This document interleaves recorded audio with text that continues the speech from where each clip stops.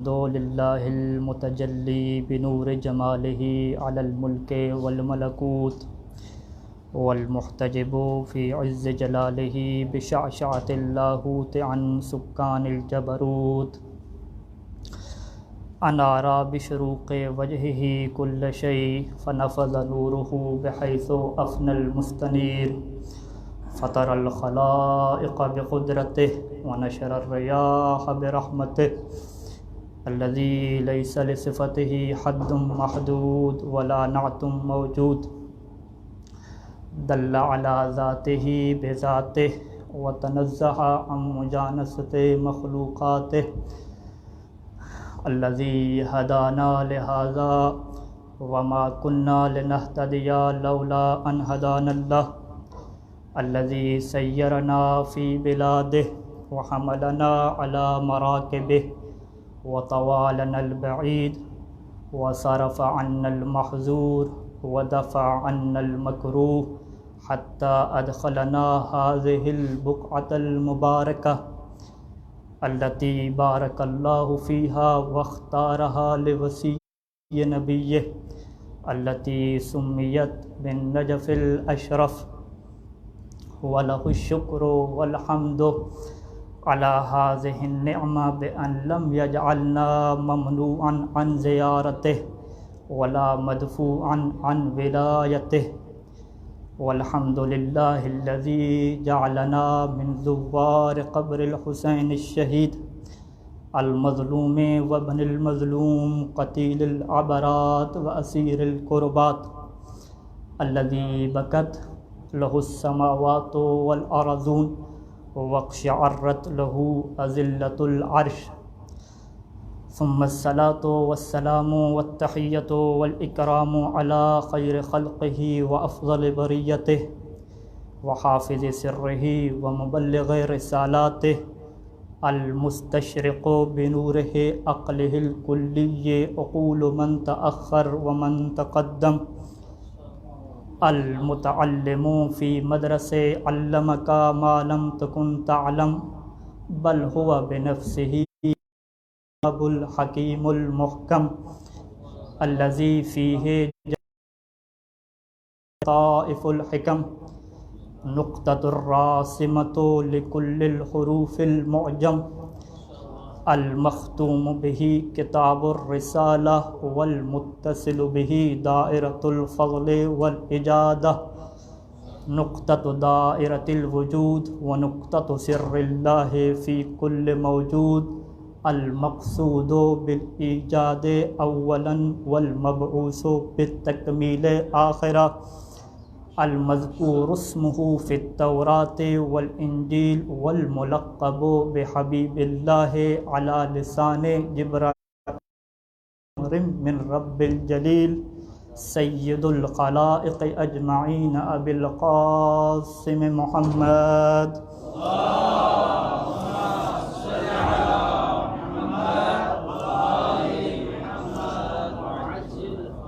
وآلہ المعصومین المقدسین المظلومین والمطہرین بنص القرآن الکریم مصادر بیوت الوحی والتنزیل وخزنۃ اسرار القرآن والتأویل انوار سماء العصمت والہدایہ وکتاب الامامت والولایہ ولا سیما علی ابی الأئمة الہادین المہدیین وصی رسول رب العالمین الذي كان وصيا وآدم بين الماء والطين منبع الفضائل والكمالات ومركز دائرة العلم والمقامات والجالس على كرسي سلوني قبل أن تفقدوني والقائل لو كشف الغطاء مزدت يقينا ألا وهو أبو الحسنين ومولى الكونين وإمام الموحدين وأمير المؤمنين علي بن أبي طالب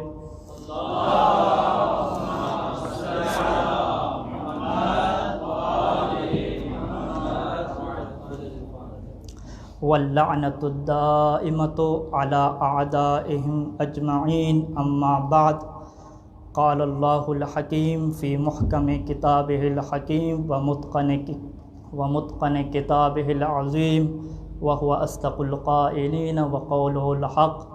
بسم اللہ الرحمن الرحیم. فإن الذکر تنفع المؤمنین وما خلقت الجن والانس الا لیعبدونی وما اريد منهم من رزق وما اريد ان يطعمونی ان اللہ هو الرزاق ذو القوة المتین. صلوات بر محمد و آل محمد.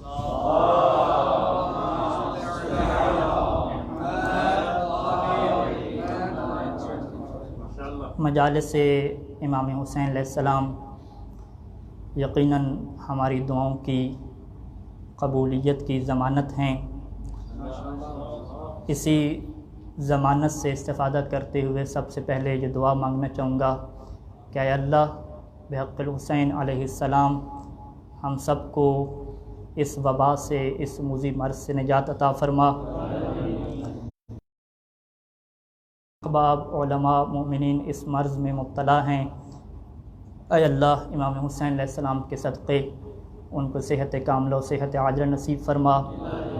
پوری انسانیت کو، پوری دنیا کو اے اللہ امام حسین علیہ السلام کے صدقے اس وبا سے نجات عطا فرما. اپنے وقت کے امام کی خدمت میں امام حسین علیہ السلام کی شہادت کے موقع پہ تعزیت بھی پیش کرتا ہوں اور آپ سب سے التجا کرتا ہوں کہ اپنے وقت امام کے ظہور کے لیے ایک مرتبہ بآواز بلند صلوات پڑھیں.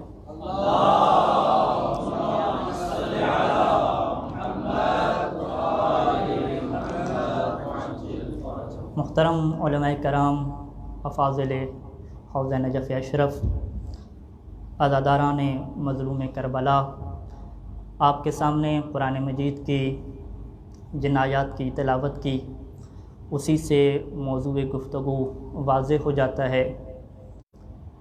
قرآن مجید کی سورہ زاریات میں ان آیات میں رسول خدا صلی اللہ علیہ وآلہ وسلم کو خطاب ہو رہا تھا کہ اے رسول ذکر، نصیحت کرتے رہیں، یاد دہانی کرتے رہیں، کیونکہ نصیحت اور یاد دہانی مومنین کو فائدہ دیتی ہے. اور پھر فوراً اللہ کا انداز گفتگو تبدیل ہوا اور ارشاد ہوا کہ وما خلقت الجن والانس الا لیعبدونی. ہم جانتے ہیں کہ علم نحو کے قوانین کے مطابق بھی اور بلاغت کے قوانین کے مطابق بھی جب مائے نافیہ کے بعد الا آتا ہے تو وہ حصر کے لیے آتا ہے، اور اللہ کے بعد عام طور پہ جو چیز ذکر ہوتی ہے اسے محصور فیہ کہتے ہیں. محصور فیہ کا مقصد یہ ہوتا ہے کہ محصور فیہ کے علاوہ جتنی بھی چیزیں ہیں سب کی نفی کر دی جاتی ہے. اور اس معنی کو ہم کلمہ توحید سے اچھے طریقے سے سمجھ سکتے ہیں کہ لا الہ الا اللہ میں جب اللہ کے بعد محصور فیہ اللہ کو ذکر کیا تو اب اللہ کے علاوہ ہر قسم کے معبود کی نفی ہو گئی. بالکل یہی انداز اللہ نے اس آیت میں اپنایا کہ جب ذکر کیا کہ دیکھو میں نے جن اور انس کو جو خلق کیا ہے، بلکہ خلق نہیں کیا، نفی کر دی، اور پھر اللہ کے بعد خلق کا جو مقصد ہے اس کو محصور کر دیا عبادت میں. اور یہاں پہ عبادت کے لیے یہ لفظ استعمال کیا کہ لیعبدونی، تاکہ وہ میری عبادت کریں. یہ نہیں کہا کہ تاکہ میں ان کا معبود بن جاؤں، اور یہ بھی نہیں کہا کہ تاکہ میری عبادت کی جائے، بلکہ جو عبادت کرنے کی نسبت ہے وہ جن اور انس کی طرف دے دی کہ اب جن اور انس میری عبادت کریں گے. اور پھر اگلی آیت میں فوراً ہی خطاب فرما دیا کہ دیکھو یہ جو میں تم سے چاہ رہا ہوں کہ تم میری عبادت کرو، اس سے میرا کوئی بھی فائدہ نہیں ہے. ما اريد منہم من رزق، میں ان سے کسی قسم کے رزق کا مطالبہ نہیں کرتا. دنیا میں جتنے بھی لوگوں کو غلام بناتے ہیں، ان کے معبود بنتے ہیں، لوگوں سے بندگی کراتے ہیں، اس میں ان کا اپنا فائدہ ہوتا ہے، یا اپنی شہرت چاہتے ہیں، یا پیسہ چاہتے ہیں، یا سپورٹ چاہتے ہیں. تو یہاں پہ خلقت کا مقصد عبادت بیان کرنے کے بعد اللہ نے یہ فرمایا کہ وما اُرِیدُ مِنْهُم مِّن رِزْقٍ کہ میں ان سے کسی قسم کا رزق نہیں چاہتا۔ قرآن مجید میں جب لفظ رزق استعمال ہوتا ہے تو ایک وسیع معنی میں استعمال ہوتا ہے۔ وَمِمَّا رَزَقْنَا يُنْفِقُونَ اس آیت کے ذیل میں روایات ذکر ہوئی ہیں کہ جس میں یہ بھی جملے ملتے ہیں کہ وَمِمَّا عَلَّمْنَا يَبُثُّونَ کہ جو ہم نے علم عطا کیا ہے اس کو وہ آگے پھیلاتے ہیں۔ بس علم بھی ایک رزق کا مصداق ہے۔ تو قرآن کی اس آیت میں اللہ نے رزق کو استعمال کر کے یہ بتا دیا کہ میں ان لوگوں سے جن و انس سے نہ کسی قسم کی معلومات چاہتا ہوں، نہ کسی قسم کا علم چاہتا ہوں، نہ کسی قسم کی کوئی بھی سپورٹ ان سے نہیں چاہتا۔ اور پھر دوبارہ فرمایا کہ وما اريد منهم ان يطعموني رزق کا وہ جو خاص معنی ہے کھانے پلانے کے معنی میں وہ بھی ذکر کر دیا کہ میں ان سے یہ بھی نہیں چاہتا کہ یہ مجھے کھانا کھلائیں۔ کیوں؟ اس کی وجہ کیا ہے؟ اگلی آیت میں انا حرف تاکید لگا کے اور پھر ضمیر فصل ہوا لگا کے اور پھر رزاق مبالغہ کا صیغہ استعمال کر کے بتا دیا کہ رزق دینے والا تو وہ اللہ ہے کہ جو ذو القوت والمتین جس کے پاس ایسی قوت ہے، ایسی زبردست اور متین قوت ہے کہ جو کبھی ختم بھی نہیں ہوتی۔ آیات کا یہ ترجمہ ہے، اجمالی مفہوم ہے جو آپ کے سامنے ذکر کر دیا، اور اس کے بعد اب ہم تفکر اور تدبر کی منزل میں داخل ہوتے ہیں، کیونکہ قرآن مجید کی آیات میں بارہا یہ دعوت دی گئی ہے کہ یہ لوگ آخر قرآن مجید میں غور و فکر کیوں نہیں کرتے۔ ایک مرتبہ آپ درود پڑھ لیجئے۔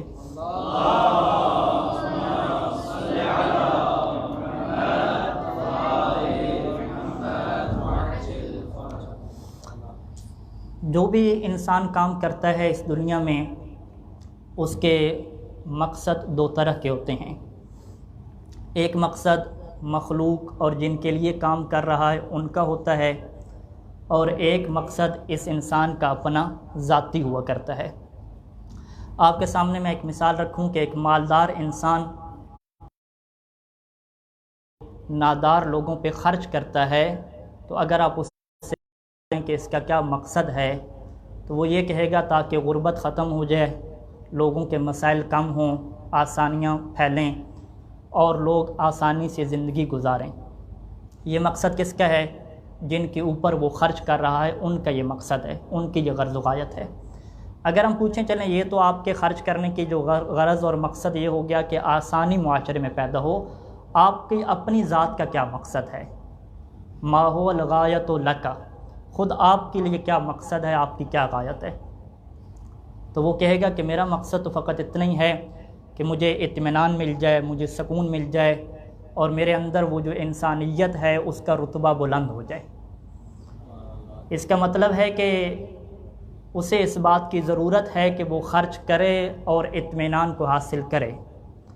اسے اس بات کی ضرورت ہے کہ اپنی انسانیت کے کمال کو بلند کرنے کے لیے، انسانیت کے کمال کو حاصل کرنے کے لیے خرچ کرے، کیونکہ اگر خرچ نہیں کرے گا تو وہ اپنے دل میں، اپنے نفس میں اپنے آپ کو اچھا انسان نہیں سمجھے گا، اپنے آپ کو باکمال انسان نہیں سمجھے گا۔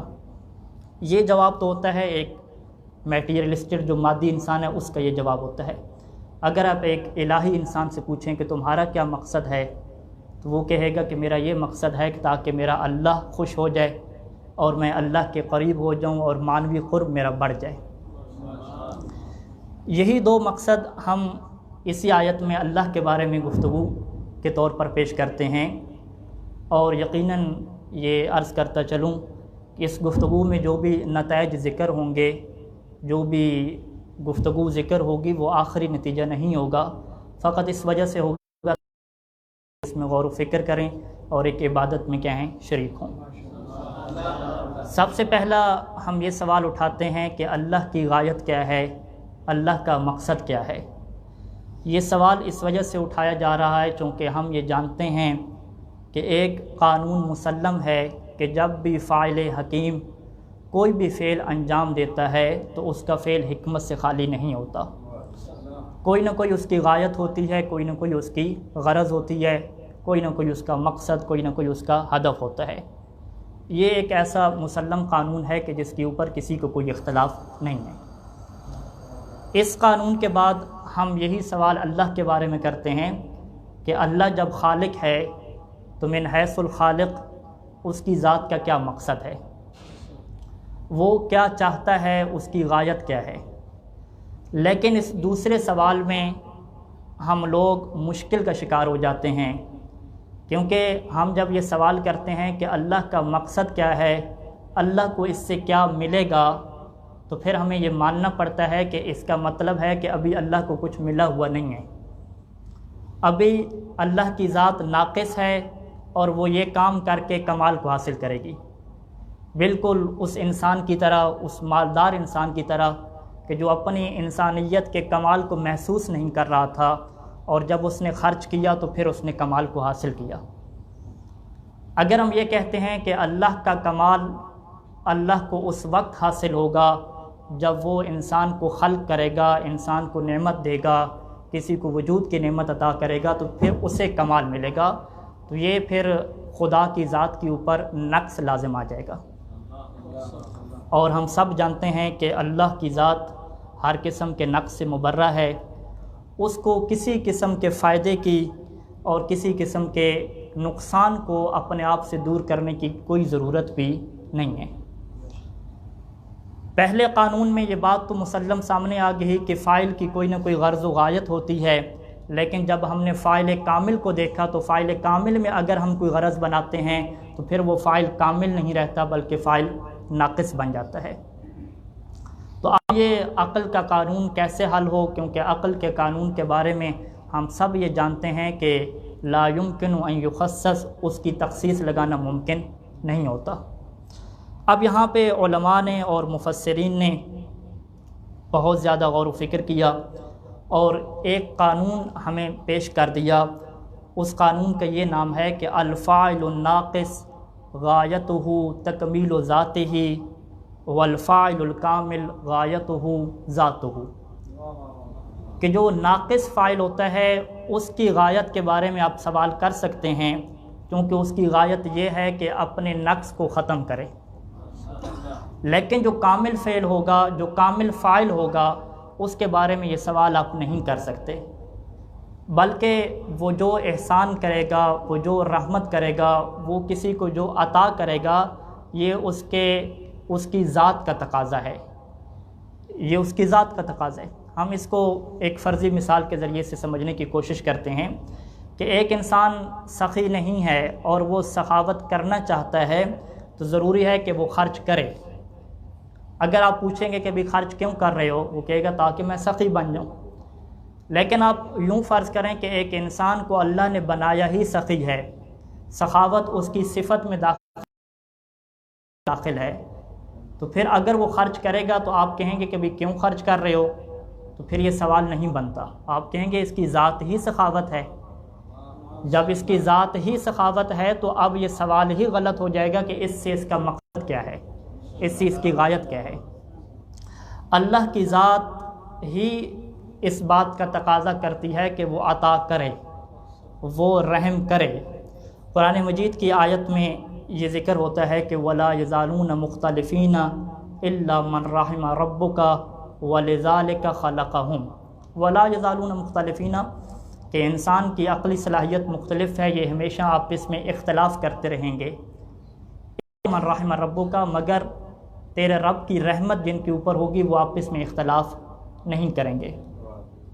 پھر قرآن نے کہا کہ وَلِذَلِكَ خَلَقَهُمْ، وَلِذَلِكَ کا اشارہ قریب کی طرف جائے گا، یعنی اسی رحمت کی خاطر ہی اللہ نے ان کو پیدا کیا ہے، یعنی اللہ نے اس وجہ سے پیدا کیا ہے تاکہ ان کے اوپر اپنی رحمت کو نازل کرے۔ اب یہ سوال کرنا کہ اللہ اپنی رحمت کیوں نازل کرنا چاہتا ہے، یہ سوال ہی غلط ہو جائے گا، کیونکہ یہ اس کی ذات کا تقاضا ہے۔ جب سے اس کی ذات ہے، معصومین فرماتے ہیں اپنی دعاؤں میں یا قدیم الاحسان والجود، اے وہ کہ جس کا احسان ہی قدیم ہے، جس کی جود و سخا، جس کا احسان کرنا، جس کا رحمت کرنا قدیم صفت ہے۔ ایسا نہیں ہے کہ اللہ میں نقص تھا اور اس نقص کو ختم کرنے کے لیے اللہ نے احسان شروع کیے۔ اور پھر قرآن مجید نے بھی یہی کہا کہ وَلَا يُسْأَلُ عَمَّا يَفْعَلُ وَهُمْ يُسْأَلُونَ، کہ اللہ جو کرتا ہے اس کے بارے میں سوال نہیں کیا جاتا، اب یہاں پہ شاید کچھ لوگ سمجھیں کہ یہ جو ہے وہ منع کیا جا رہا ہے کہ تم خاموش ہو جاؤ، تمہارے لیے حرام ہے شرعی طور پہ سوال کرنا۔ نہیں، ایسی بات نہیں کی جا رہی، بلکہ یہ بتایا جا رہا ہے کہ اللہ کے فعل کے بارے میں سوال کرنا بنتا ہی نہیں ہے۔ آپ کا سوال ہی غلط ہو جائے گا کہ ایک فاعل کامل اپنے فعل سے کیا غایت چاہتا ہے۔ اور اسی وجہ سے علماء مفسرین نے ایک اور جملہ بھی لکھا کہ الفاعل الکامل لا غایت لفعلہ، کہ فاعل کامل کے فعل کی کوئی غایت نہیں ہوتی۔ کیوں؟ اس کا مطلب کیا ہے؟ اے لا یعلل فعلہ بالغایات، کہ اس کے فعل کی علت آپ غایت سے، نفع سے پیش نہیں کر سکتے۔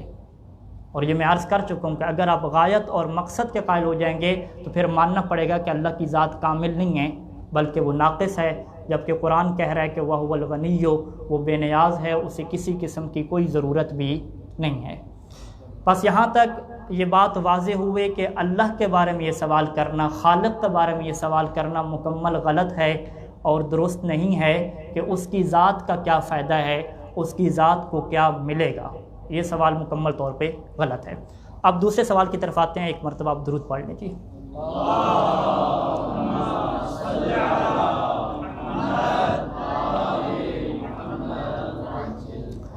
امیر المومنین علیہ السلام سے ایک روایت منسوب کی جاتی ہے، کتب میں موجود ہے، کہ مولا نے فرمایا رحم اللہ امرأن اعد لنفسہ واستعد لرمسہ وعلم من این وفی این وإلی این، کہ اللہ رحمت کرے اس بندے کے اوپر جس نے یہ جان لیا کہ وہ کہاں سے آیا اور ابھی کیوں موجود ہے اور اس نے کدھر جانا ہے۔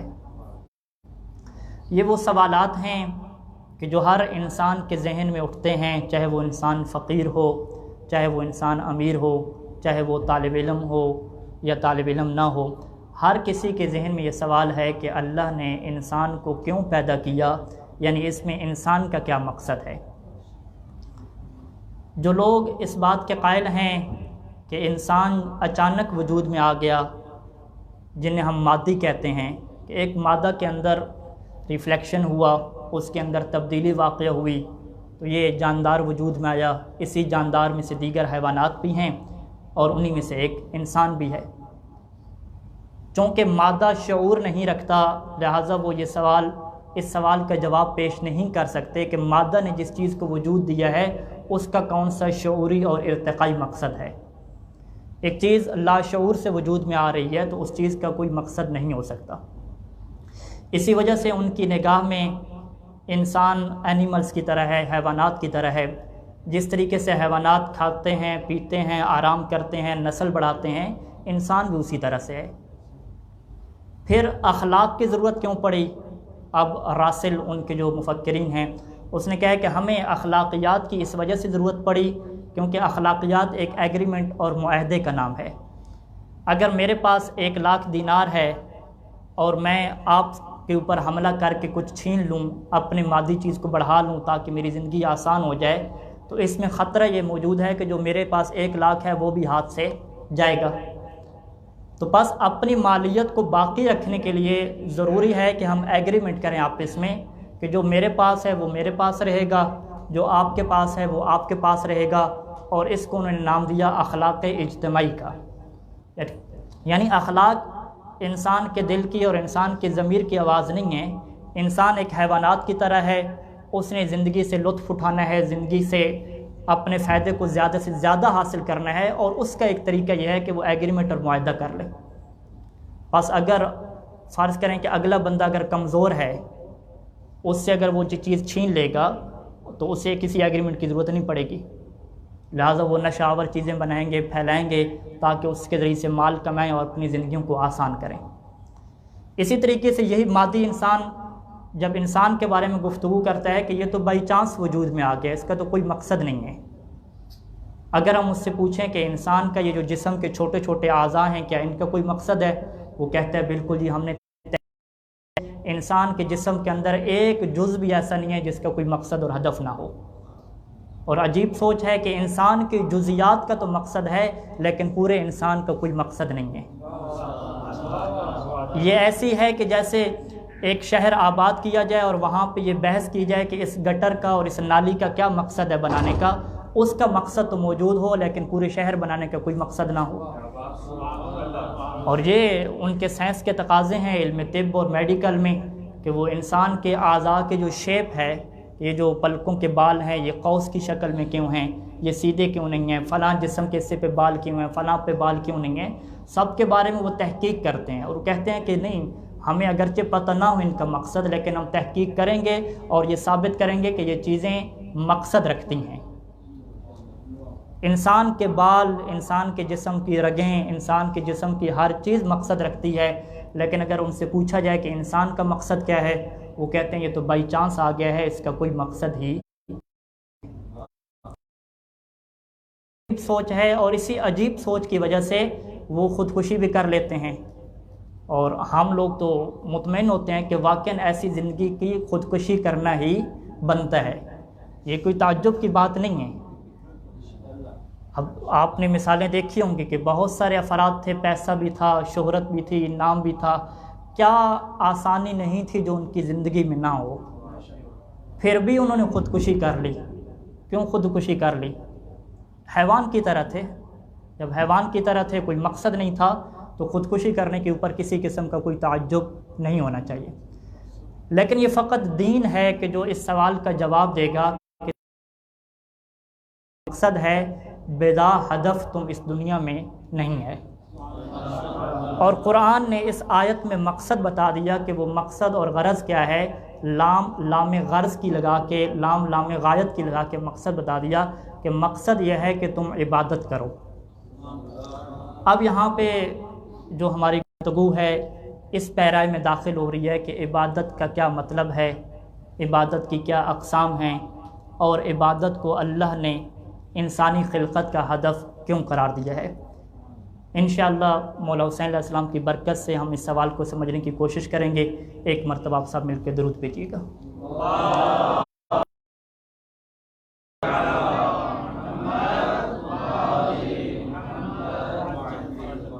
کتب لغت میں اگر غور کیا جائے تو عبادت اطاعت کا نام نہیں ہے، عبادت اطاعت، عبادت نام ہے الخضوع والتذلل، انسان جھک جائے، انسان کسی کے سامنے حقیر ہو جائے، اسے کہتے ہیں عبادت۔ مشرکین مکہ بتوں کی عبادت کرتے تھے، قرآن نے کہا کہ وہ بتوں کی عبادت کرتے ہیں، یہ نہیں کہا کہ وہ بتوں کی اطاعت کرتے ہیں۔ کہ بتوں نے انہیں امر نہیں دیا تھا، بتوں نے انہیں حکم نہیں دیا تھا۔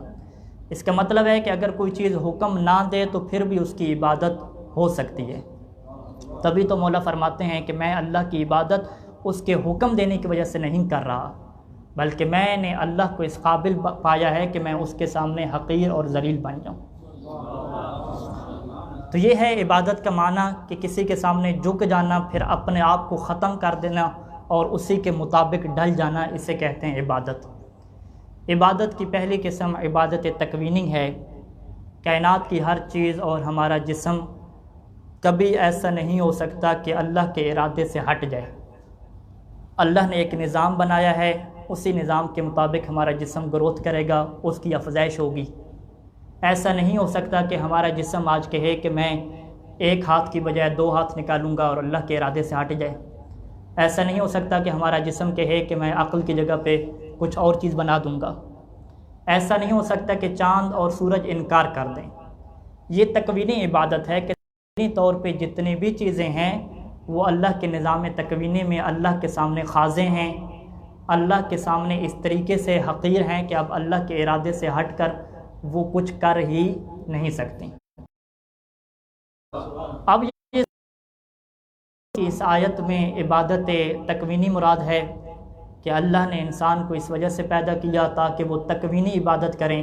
تکوینی عبادت کیا مطلب کہ ان کے جسم میں جو گروتھ ہو رہی ہے اس کے خلاف وہ نہ جائیں، جا ہی نہیں سکتے۔ کیا یہ مراد ہے؟ مفسرین فرماتے ہیں نہیں، یہ مراد نہیں ہے۔ اگر یہ مراد ہوتی تو پھر جن اور انس کو محصور کرنے کا کوئی مقصد نہیں بنتا، پھر تو جن اور انس کے علاوہ جتنے چرند اور پرند ہیں، بلکہ ہر وہ چیز جو آسمان اور زمین میں ہے وہ اللہ کے سامنے سجدہ ریز ہے، جو ہے اللہ کے ارادے سے ہٹ کے وہ کچھ بھی نہیں کر سکتی۔ پس جن اور انس کو خصوصیت کے طور پہ ذکر کرنا بتلاتا ہے کہ یہاں عبادت تکوینی مراد نہیں ہے، بلکہ یہاں پہ وہ عبادت مراد ہے کہ جس کے اندر انسان کا ارادہ چلتا ہے، وہ عبادت کہ جو انسان اپنے ارادے سے انجام دیتا ہے، اپنی مرضی سے انجام دیتا ہے، وہ عبادت مراد ہے۔ اور یہی وہ عبادت ہے کہ جسے کمال کہتے ہیں، کہ اس عبادت کے ذریعے سے انسان کمال کو حاصل کرتا ہے۔ اب یہاں پہ یہ سوال اٹھایا جاتا ہے کہ ایسا کیوں نہیں ہے کہ اللہ انسانوں کو پیدا ہی اس طریقے سے کرے کہ سب کے سب اس کی عبادت کرنے لگ جائیں؟ اسے ہم کیا کہتے ہیں؟ جبری طور پہ جبراً خلق ہی ایسے کرے کہ سب اس کی عبادت کرنے لگ جائیں، تو اسے کمال نہیں کہتے، کیونکہ کمال وہ ہوتا ہے جو انسان اپنے ارادے اور اختیار سے حاصل کرے۔ اب اس کو مفسرین نے بڑی عمدہ مثال سے سمجھایا ہے کہ اگر ایک بندے کے پاس اور اس کا پیسہ آپ چوری کر لیں، جبراً اس سے لے لیں اور جبراً لے کے بہت بڑا ہاسپٹل بنا دیں کہ جس میں مریضوں کا مفت علاج ہو، اور پھر کہیں کہ کمال ہے اس بندے کا کہ کتنا اس نے پیسہ خرچ کیا ہے، کوئی کہے گا اس کا کیا کمال ہے، اس کو تو پتہ ہی نہیں تھا، یہ تو راضی ہی نہیں تھا، اس سے تو زبردستی پیسہ لے کے آپ نے خرچ کر دیا ہے۔ کمال کب ہو کرتا؟ اپنی مرضی سے چاہے یہ 1 روپیہ بھی عطا کرتا پھر بھی اسے کمال سمجھا جاتا۔ تو اللہ نے یہ چاہا کہ انسان کمال کی منزل تک پہنچے۔ کمال کی منزل تک پہنچنے کے لیے اللہ نے اس کے سامنے 2 راستے رکھ دیے، ادھر سے نفس امارہ بھی رکھ دیا، ادھر سے نفس لوامہ بھی رکھ دیا۔ اب کہہ دیا کہ دیکھو انسان، تم نے جنگ لڑنی ہے، اس جنگ میں اپنے ارادے سے جو تم حاصل کرو گے اسے تمہارا کمال سمجھا جائے گا۔ اور اسی وجہ سے وہ مشہور روایت جو مولا امیر المومنین علیہ السلام کی طرف منسوب ہے کہ اللہ نے ملک کو عقل کی شکل میں خلق کیا، بہائم کو فقط شہوت دی، ورکب الانسان منہما، اور انسان کو عقل اور شہوت سے مرکب کر دیا۔ اب اگر انسان محنت کرے اور اپنے ارادے کو استعمال کرتے ہوئے عقل کو استعمال کرے تو یہ فرشتوں سے افضل ہو جاتا ہے، اور اگر انسان عقل کو چھوڑ دے اور شہوت کو فقط استعمال کرے تو یہ حیوانات سے بھی گر جاتا ہے۔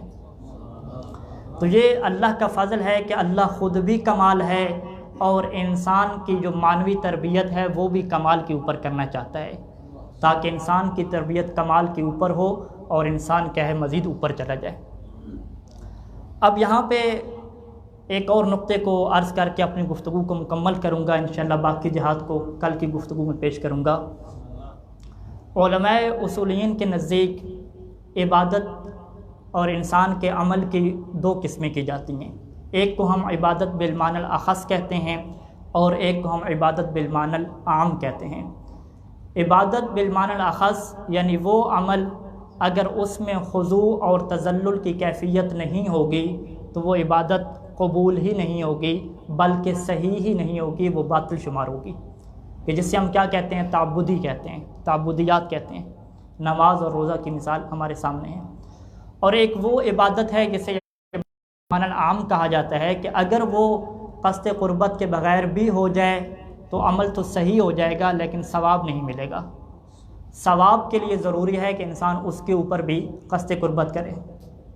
جیسے ہم یہاں پہ موجود ہیں، اگر ہم قصد قربت کے بغیر یہاں پہ بیٹھے ہیں تو مجلس تو ہو جائے گی، استفادہ بھی ہو جائے گا، لیکن ہمیں مجلس کا ثواب نہیں ملے گا۔ مشہور مثال ہم فقہ میں کیا دیتے ہیں؟ کپڑے کو پاک کرنے کی دیتے ہیں۔ کپڑے کو اگر پاک کریں گے، اللہ کے لیے نہیں پاک کریں گے، اللہ کی خاطر نہیں پاک کریں گے تو کپڑا تو پاک ہو جائے گا لیکن انسان کی عبادت، وہ عمل عبادت شمار نہیں ہوگا۔ اب قرآن مجید یہ بتانا چاہتا ہے کہ تمہاری زندگی کا مقصد یہ ہے کہ اپنی زندگی کے ہر فعل کو اللہ کی طرف منسوب کر دو اور اللہ کی خاطر انجام دو، تو پھر تمہارے نفس کو کمال حاصل ہو جائے گا۔ اب ہم نے جو علم حاصل کرنا ہے وہ بھی اللہ کی خاطر حاصل کرنا ہے، اور جو کچھ بھی حاصل کرنا ہے وہ بھی اللہ کی خاطر حاصل کرنا ہے۔ اب یہاں پہ ایک اور فقہی نقطے کو بیان کر کے گفتگو کو مکمل کروں گا۔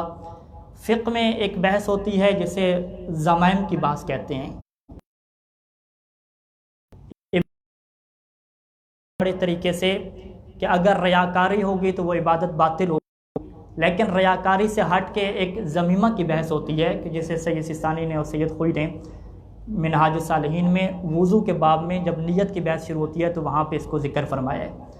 ضمیمہ کیا مطلب کہ انسان کی ایک نیت یہ ہو کہ چلیں اللہ کی خاطر وضو کر رہا ہوں، اور ساتھ نیت یہ بھی ہو کہ میرا چہرہ بھی صاف ہو جائے اور ٹھنڈک بھی نصیب ہو جائے۔ اب تمام فقہا کے اس بات پہ اتفاق ہے کہ اگر یہ ضمیمہ مستقل آپ کا ارادہ ہوا، حیثیت بھی رکھتا ہوا، تو آپ کی وہ عبادت باطل ہے۔ یعنی اگر آپ نے وضو یوں کیا کہ ایک تو اللہ کی خاطر وضو ہو جائے اور دوسرا چلیں میں سو کے اٹھاؤں تھوڑا فریش بھی ہو جاؤں گا، تو یہ آپ کا وضو کیا شمار ہو جائے گا؟ باطل شمار ہو جائے گا۔ اور اگر یہ ضمیمہ غیر مستقل بن جائے، یعنی آپ کہیں کہ اصل مقصد تو اللہ کی خاطر اسے کرنا ہے، لیکن چلیں ایک فائدہ مجھے یہ بھی ساتھ ساتھ حاصل ہو جائے۔ اب صحیح ثانی یہ فرماتے ہیں کہ اگر یہ مقصد اور داعی سے ہٹ کے خود نیت کے دوران یہ چیز موجود ہو جائے تو وہ بھی عبادت انسان کی باطل ہو جائے گی۔ یعنی کتنا دقیق مسئلہ ہے کہ ہم نے فقط اور فقط اللہ کی ہے کہ اس میں ہماری ذات کا کوئی مقصد نہ ہو۔ اور پھر یہاں سے فقہا کے درمیان یہ بحث شروع ہوتی ہے کہ اگر کوئی عمل اس وجہ سے انجام دے کہ اسے ثواب مل جائے، اسے جنت مل جائے، وہ عذاب سے بچ جائے، ساتھ یہ بھی ہو کہ اللہ کی اطاعت ہو جائے اور ساتھ یہ بھی نیت میں ہو کہ مجھے جنت مل جائے گی، میں عذاب سے بچ جاؤں گا، تو وہ بھی عمل انسان کا باطل ہوتا ہے۔ کیوں؟ وجہ کیا ہے کہ اس کی نیت خالص نہیں رہی۔ لہٰذا اس کو داعی اور مقصد کے طور پہ تو رکھ سکتے ہیں کہ آپ عمل انجام دیں فقط اور فقط اللہ کی خاطر۔ ہاں ذہن میں یہ ہو کہ چلیں اس کے فوائد بھی حاصل ہونے والے ہیں، فوائد کے باب میں رکھیں گے تو پھر عبادت ٹھیک ہے، فوائد کے باب سے ہٹ کے خود نیت کے اندر یہ چیز آ جائے گی تو پھر یہ عبادت باطل ہو جائے گی۔ بصیرۃ علی نفسہ، اور ہر انسان اپنے بارے میں بہتر جانتا ہے کہ وہ آیا اس چیز کو اپنی نیت میں داخل کر رہا ہے یا داعی اور ایک فائدے کے طور پہ رکھ رہا ہے۔ خداوند کریم سے دعا ہے کہ ہمیں جو خالص عبادت ہے، دین حنیف ہے، اس کے اوپر عمل کرنے کی توفیق عطا فرمائے تاکہ ہم کمال کو حاصل کر سکیں۔ ایک مرتبہ درود پڑھنے سارے مل کر۔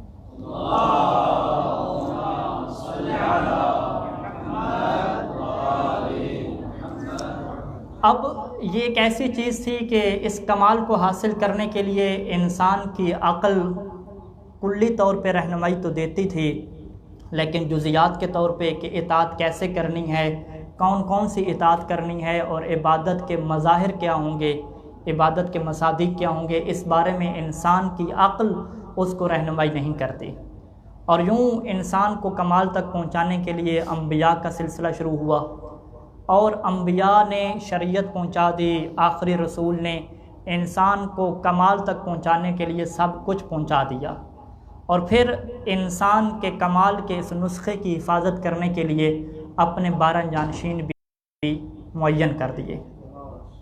اور ان جانشینوں میں سے ایک جانشین ایسے ہیں کہ جس نے اپنا سب کچھ لٹا دیا فقط اس خاطر کہ انسانیت کو کمال تک پہنچانے کے لیے اس نسخے کی حفاظت ہو جائے اور آنے والی نسلوں تک یہ چیز پہنچ جائے۔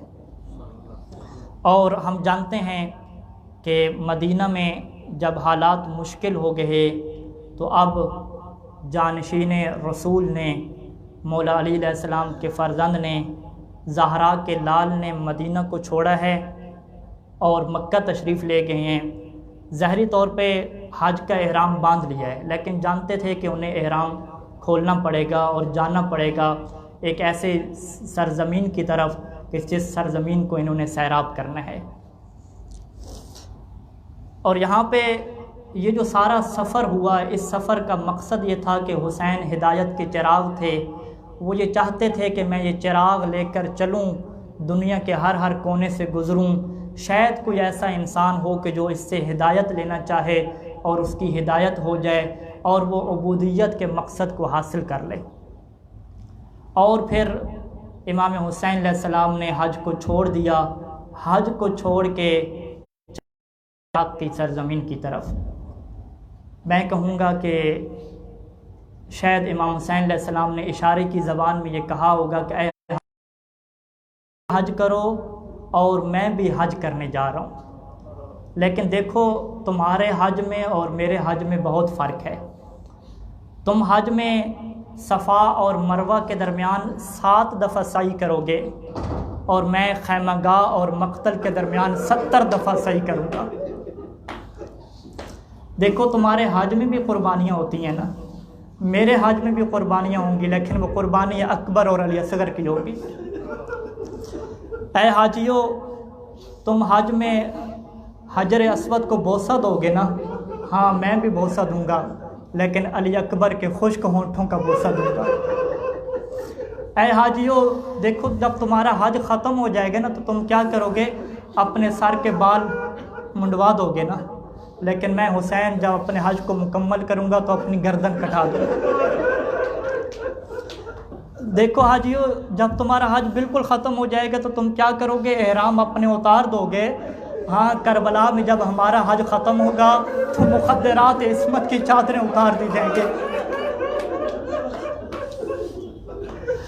اور یوں یہ قافلہ چلتا رہا اور 2 محرم کو ایک ایسی زمین پہ پہنچا کہ روایت کہتی ہے کہ وقف جواد الحسین ولم یتحرک،